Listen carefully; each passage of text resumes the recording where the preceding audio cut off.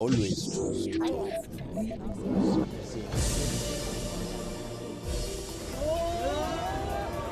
It struck just after midday local time on March the 28th. A magnitude 7.7 earthquake ripped through central Myanmar and was felt as far away as Thailand and southwest China. Inside a government building in Myanmar's capital, Naypyidaw, Talk to Al Jazeera had just concluded an interview, where Myanmar's Deputy Information Minister, General Zaw Min Tun, defended his military government's grip on power. The crew was still packing up when the tremor hit. Everyone okay? Moments later, the general returned to check if the team was safe. At that point, no one knew the scale of what had just occurred. The first reports were of buildings shaken to their foundations, power cuts across cities, and terrified people running out into open spaces. Within hours, the destruction was undeniable.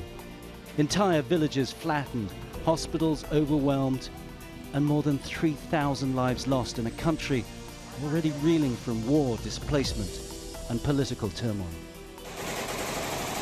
4 years since the military seized power in a coup, Myanmar is barely holding together. The generals insist elections will take place in December, while at the same time fighting rebel groups on multiple fronts. The military's already lost control of much of the country. Armed resistance is growing. The Rohingya crisis remains unresolved. Nearly 1 million refugees remain stranded in camps in southern Bangladesh. And despite the collapse of past repatriation efforts, the military insists Rohingya refugees are still welcome to return. In the next half hour, we go back to March the 28th, just before the most powerful earthquake to strike Myanmar since 1912. A one-on-one interview on looming war crimes trials in foreign courts, accusations of Myanmar becoming a global hub for cybercriminal activities and narcotics, and questions on how much control the military government still have as the rebel armies advance. General Zaw Min Tun, Myanmar's Deputy Information Minister, talks to Al Jazeera.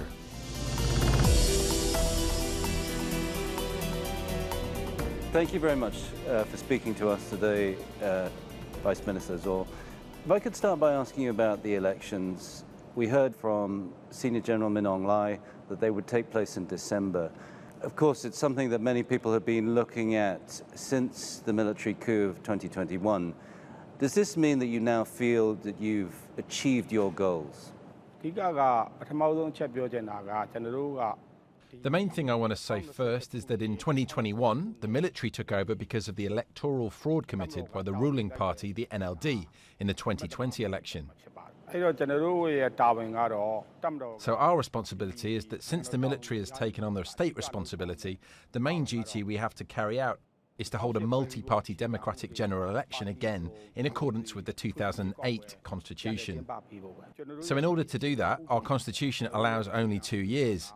We have to do it within 2 years. After 2 years, we have to create the conditions necessary to hold an election. Our intention was to hold an election after 2 years.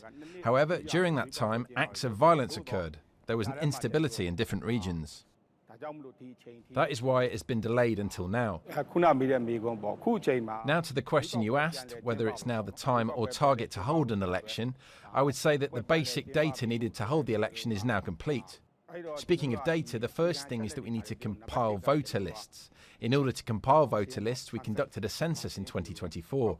Through that, we have obtained the number of eligible voters and where they are located. Based on that, we've obtained the means to compile and prepare the voter lists.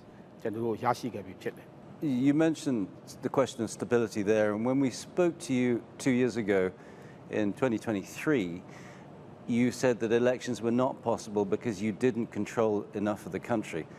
Now you control even less. Some people say as little as 32%. How is it going to be possible for you to conduct these elections? That's false information. The census was part of the preparation to hold the election. It was a test run. There are 330 townships across the country, including border areas. During the census, we found that in over half of those townships, we were able to operate without needing any special security. So we've already finished preparing the voter list. And we already have a number of townships where it will be possible to hold the election. That's why we're moving forward. On Armed Forces Day, I spoke to the media about 3 key things regarding the election.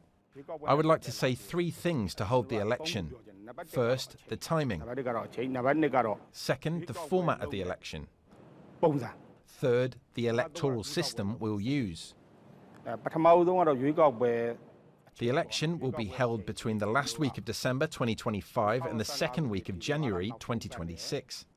Based on the census data, the first phase of the election will take place in stable areas.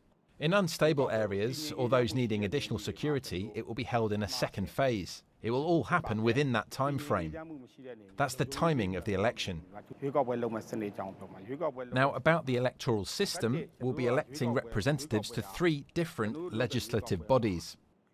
First, the House of Representatives. Second, the House of Nationalities. And third, the regional and state parliaments.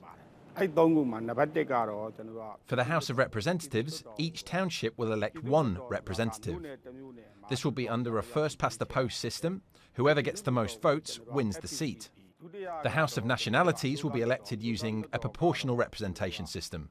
In regional and state parliaments, each township will elect 2 representatives. Half of those seats will use proportional representation, and the other half will use the first-past-the-post. Will you allow previous politicians, particularly those who've served with the NLD, participate in this electoral process? Right now, more than 50 political parties have already registered for the election. All of them will be allowed to take part.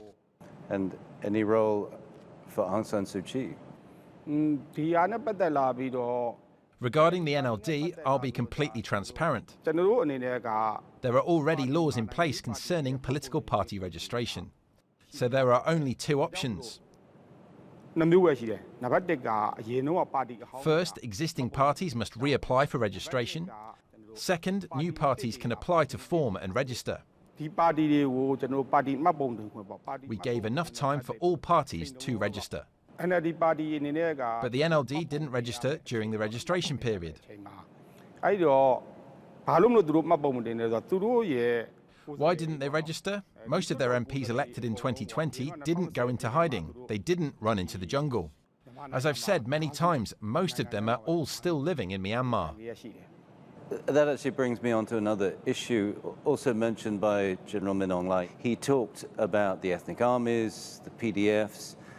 He obviously referred to them as terrorists. That's how your government sees them. I think many in Myanmar see them otherwise. Nonetheless, he did say there was a way back for them if they chose a political process. Are you going to engage those groups in ceasefire talks? For Myanmar to develop, peace and stability are essential. That's why we're constantly inviting both the EAOs and PDFs to the peace dialogue table. We are also inviting the PDFs to join the talks. As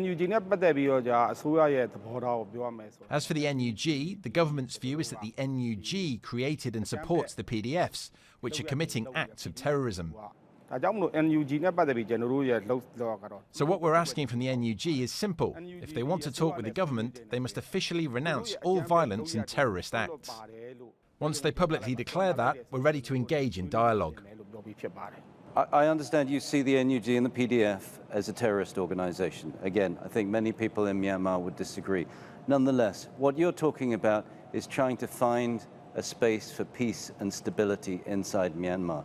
Given that, and given the NUG, as you say, is an organization very closely associated with the PDFs, would you be open to peace talks with the NUG and finding some kind of common ground, particularly as many of its members are former NLD politicians?